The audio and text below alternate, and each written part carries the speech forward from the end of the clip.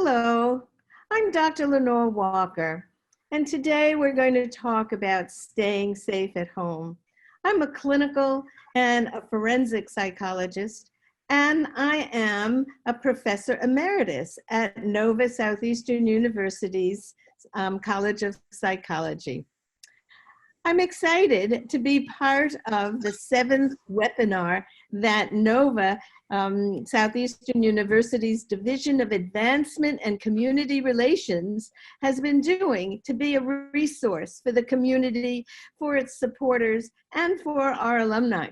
This video is being streamed to Facebook Live at the NSU alumni page, and it'll be available to you as a resource. If you want some of the slides that you see, they should be available as well for you. So what we're going to do is a short presentation to start, and then we'll have a little question and answer period where you can type in your questions under the chat function on your Zoom calendar. So let's start out by reminding one of the things that's really sad for me to say, and that is, if you're a woman, you are 3 times more likely to be abused in your home during this terrible pandemic than otherwise. And we know that women are being abused all the time anyhow. So what are we going to do about it? Well, today I'm going to give you some tips that I hope will be helpful for you. Try and stay safe in our homes. Many children are not safe either. And we know from some of the Centers for Disease Control data that there are some children who are lucky enough to be brought to medical centers, and they're coming in though with many more serious injuries. You know, nobody's there to report to the Child Protective Services anymore in homes when children aren't in school or when they're not being seen by pediatricians or other people. So we need to find ways, all of us who are fighting to stay safe at home, because that's better for us not to catch the virus and give it to other people. But for people who are living with partners or living with themselves where they're irritable, we want to really try to help them calm down. I'm going to talk a lot about the term you, but I mean it as the global you rather than just you yourself. So you'll see as we go on, we all can help turn hot moments into cool calm. And that's what we're going to try to do today. Now, living conditions are very different for different people. For me, I'm lucky. I live in a large apartment. I see the ocean. I sometimes get stuck with a lot of noise because they're fixing our apartment, and I'm hoping it won't interrupt us today. But I have privacy here. Many people have very, very little privacy. And so one of the things I want to suggest to all of us, no matter how big or small our space that we're sheltering in, is to choose your own private space. You know, it can be as small as a pillow or a chair in a corner, someplace that when you're feeling stressed or anxious, or they just feel like there's too many people around you, you can go to it. You also can go there if you're feeling problems with social isolation. So you can, it's your spot. And we'll talk more about that later for how we can help people feel safe doing that also, if there may be some escalating tensions that could be irritability, that could be anger, that could lead into domestic violence. It's hard these days. We have to learn how to balance our work, our family life. We have to work, many of us, from home using computer platforms. Sometimes they work, sometimes they don't work. So, you know, it's not so easy. Many of you who have children have to help your kids with schoolwork, learning things that you probably forgot when you learned, or maybe you never even learned some of things like new math. And at the same time, we have to continue to run our lives. We still have to wear clean clothes, so we've got to do laundry. We want to eat, so we cook food, or we have to order in and then go pick it up. We have other chores to do, walk our pets. So there's a lot going on that could cause us stress. What happens when we can't use all the old ways of de-stressing? They're not working anymore, like taking a walk if we want to cool down. Well, we're going to have to learn new ways. And today we're going to talk about some of them. Domestic violence, from all of the research that I've been doing, and I've been working for about 40 years in this field, it is an abuse of power and control. Now, control isn't bad. All of us want to have some control over our lives, but we also have to learn to accept what we can't control. This coronavirus makes us frightened. We can't control it. Even as hard as the scientists are working, every day something new comes out. So we really are learning day by day how to control it. But we can have some control over our fears. And if listening to day by day reports makes you more nervous, makes you more anxious, we suggest just listen once a day.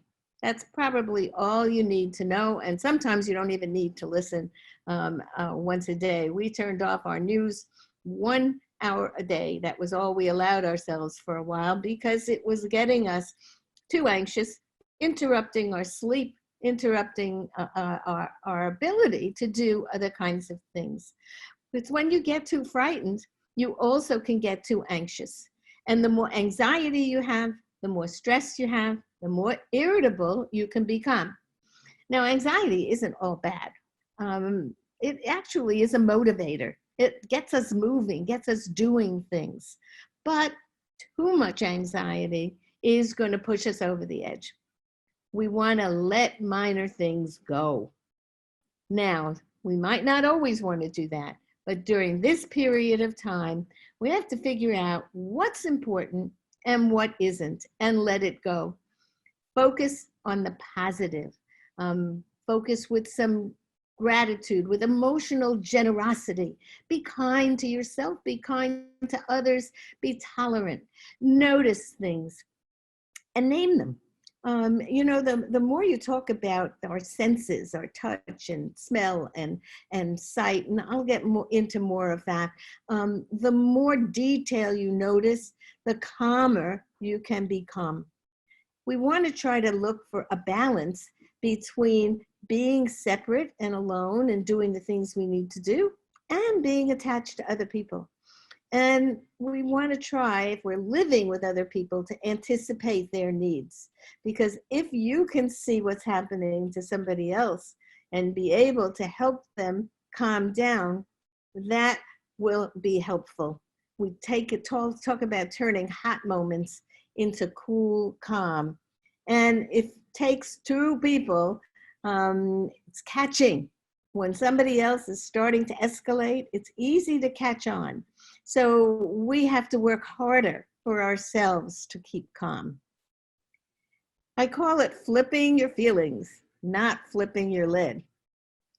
Too much anxiety and stress can cause your brain to get irritated. And an irritable brain really doesn't work as well.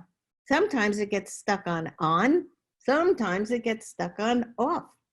If it's stuck on, it means we've got too much anger, too much fear, too much excitement going on. So we want to turn it down a notch. If it gets stuck on off, which can happen, it means there's too little stimulation, exhaustion, lethargy. You want to go to sleep all the time. So then we want to stimulate our senses. Now we can calm it down or stimulate it with both cognitive and emotional strategies. Cognitive is our thinking. We want to avoid jumping to conclusions. We want to avoid that, you know, that all or nothing kind of thinking where 1 minute you're saying, oh, it's always going to be this way. And the next minute you're saying, I am never going to be able to travel again.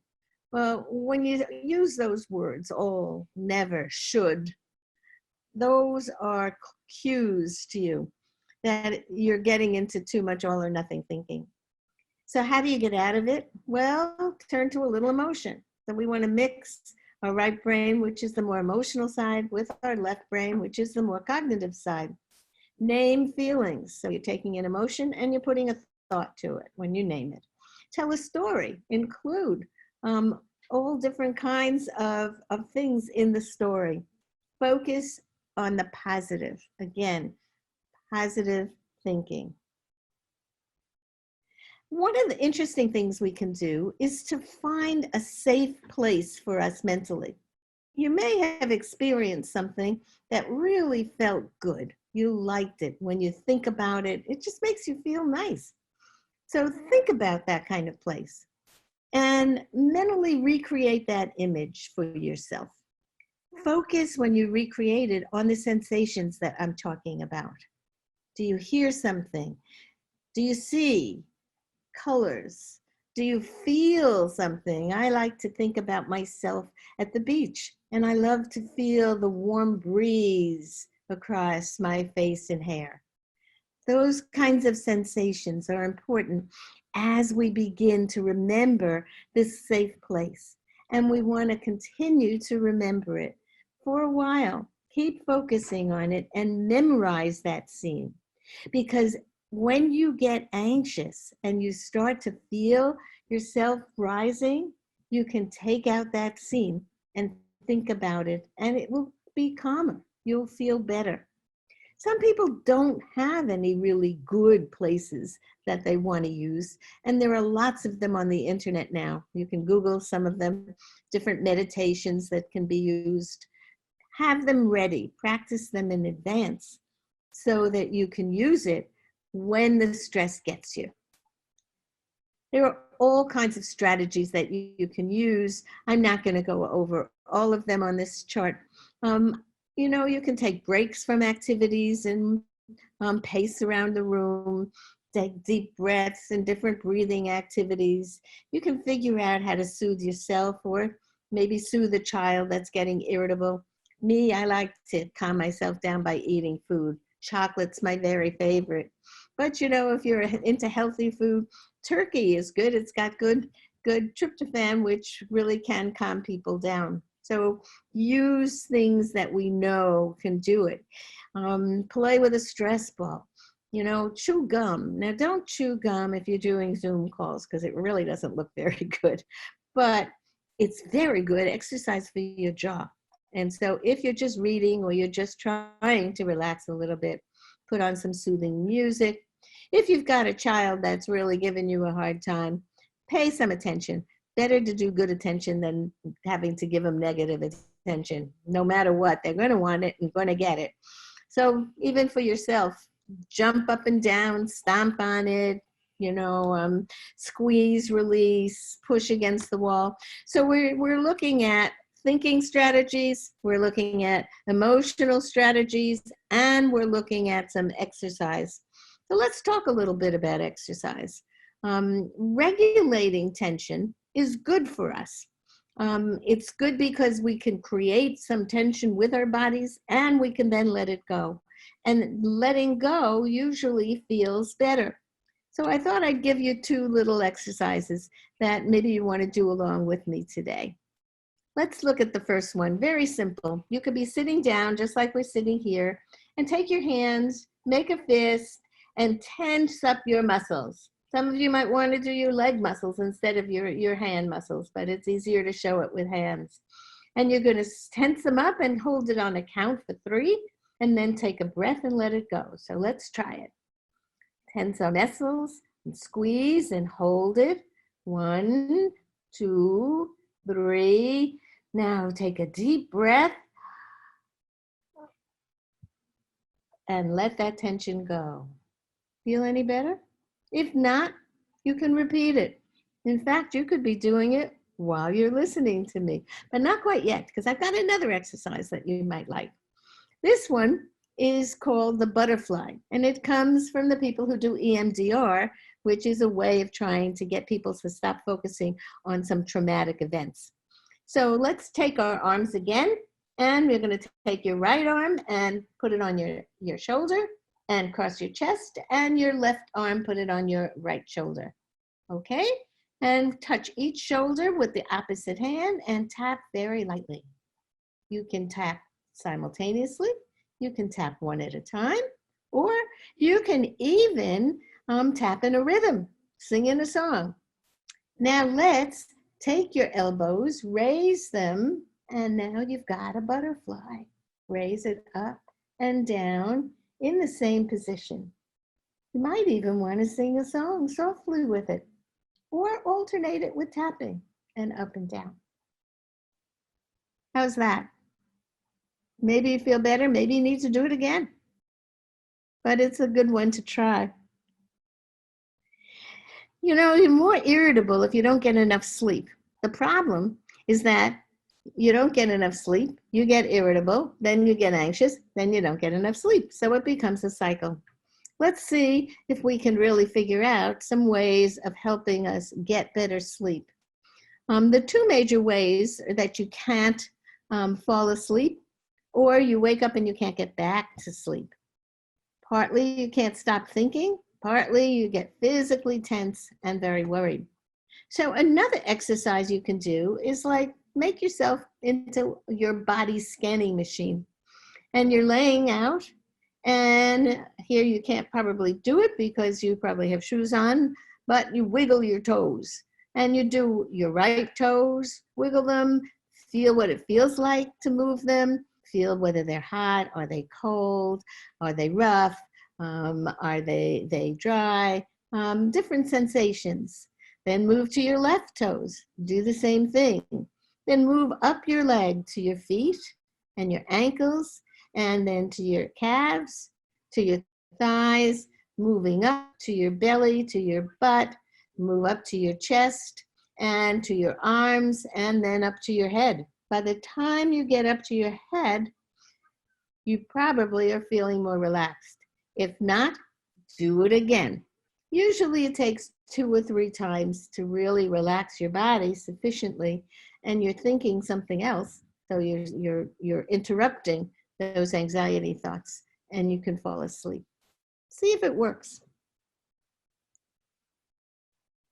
When all else is not working, make sure you have a backup. The best backup that we teach battered women is to make a safety plan. Now, there are many safety plans on the internet for women who need them.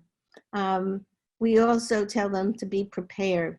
So the first thing is to really try to get develop yourself some sort of routine with enough sleep, enough nutrition, and exercise. Be surprised how many women don't get proper nutrition in the middle of a tense period of time. So we've talked about sleep, we've talked about good nutrition, we've talked about exercise. Pay attention again to those sensations I've been talking about. Taste, touch, sight, hearing, smell, movement, pressure. All these sensations help you focus on what you're doing. It's a form of mindfulness. Some of you may have heard about mindfulness, which is an interesting area of psychology that we've been working with. Anticipate what your partner, if you're a woman or a man, who might need a timeout to reduce anxiety that's building up.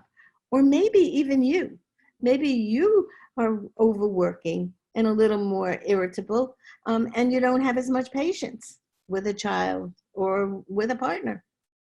In any case, remember that private place in your home that I suggested earlier. That's the go-to place.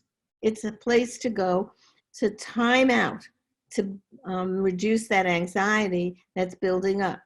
With battered women, we usually tell them and tell their partners to take a time out. Usually it means leaving the apartment or their home. You can't do that easily today. Eventually we're going to be opening up our homes, but right now we still can't do it. So designate that spot in the house that is your time out safe space. And once you get that, Then communicate a sign that signals when you need to go there. Simple signs. Usually, hold up your hand. So it's, 5 for 5 minutes or 10 for 10 minutes. And so that's your signal. And you go to that spot, or your partner goes to that spot, or maybe both of you go to your own corners. And you stay there thinking positive thoughts. This is the key. You cannot keep ruminating over what's been going on, because that's not going to calm you down. You have to change it. Maybe you're going to use the event, the pleasurable event that we memorized. Maybe you'll do a meditation. Whatever it is you choose to do, it has to be positive. Maybe you exercise while you're in there. Whatever makes sense for you. And if you need a little bit more, renew it with the signal and then calm down. You'll see it's much calmer. We wouldn't normally tell battered women that they have a responsibility here. This is what we teach batterers. However, at this point, we really need to have the woman help make things a little bit calmer. She also has to really change that emotion, because you can co-occur emotions. You can catch it. And so we want both people to try to calm it down. If you can't do it, and in domestic violence situations, often once it starts escalating, if you don't catch it early enough, it really is only he can calm it down. And if he's escalating and won't calm it down, the domestic violence hotlines are working. I'm going to give them to you in a few minutes. So make an escape plan. Have it in back of your head, just like we were doing other things in anticipation. Make that escape plan now, before there's any problems. Draw a map of your home. Try to do it on paper, but you can do it in your head as well. And think about, where are the exits located and how would you get there? If an incident happens in the living room, how are you going to get to the door to leave? Do you have to go pick up kids on the way? Do you have to go into a baby's room and pick up a baby from the crib? Do not allow the children to stay. If you do, and this ends up in court, then the judge can turn to you and say, I'm allowing him to have access to the children, even though you're telling me it's not safe, because you left them there when you didn't think it was safe. And that's what's happening in the courts around the country. So take them with you. If an older child, make a signal with that older child so they know when to leave and where to meet you in case they have to leave separately. You might even want to tell a neighbor that you're afraid of your partner. Now, the other thing that would be a good idea to do is to pack a bag. Have it someplace near the exit. Put money in it. Put some necessary papers. If you have children, maybe some school papers as well. If you're on medication, take a 2-week supply of your medications. Take some car keys, house keys. If you're in a cool climate, take some extra clothing in there. Maybe pack a sweater or a jacket. If you're in a hot climate, pack something lighter. And leave that bag on the route to getting out of the house. So all you have to do is pick it up on your way out. If you have a car, you can leave some stuff in the car as well. So this is getting prepared just in case things escalate. Now, we tell women to leave at that point. You might have to tell him, the batterer, that you'll be back and you'll talk about it when things calm down. But you're scared. When you're scared, you're going to leave. So he understands that it's in advance. But when you leave, today it's harder. You can't just go. You can't go to somebody else's house. They probably won't let you in. So what you need to do is to go to a safe place. I'd suggest right now, until your community really opens up, go to the nearest safe place. Go to a grocery store, maybe a pharmacy, maybe the courthouse or a police or fire station, something that is open, that you know is open. If you know that you have a shelter in your community, go to the shelter. I'm going to give you the shelter phone number. both the national one and the one for Broward County in just a moment. Keep that phone number in your cell phone. In fact, keep your cell phone charged and near you at all times. Don't go to sleep without charging up your cell phone. Really, really, really, that's your lifesaver is that cell phone. And so it's important to make sure that you do that. So let's see the numbers that you would call. We do have a national hotline for domestic violence survivors, for battered women, and it is an 800 number, and they have information about just about every place in the country. So write this down if you have a pen or put it in your phone, 1-800-799-7233. That's 1-800-799-7233, or SAFE is the last.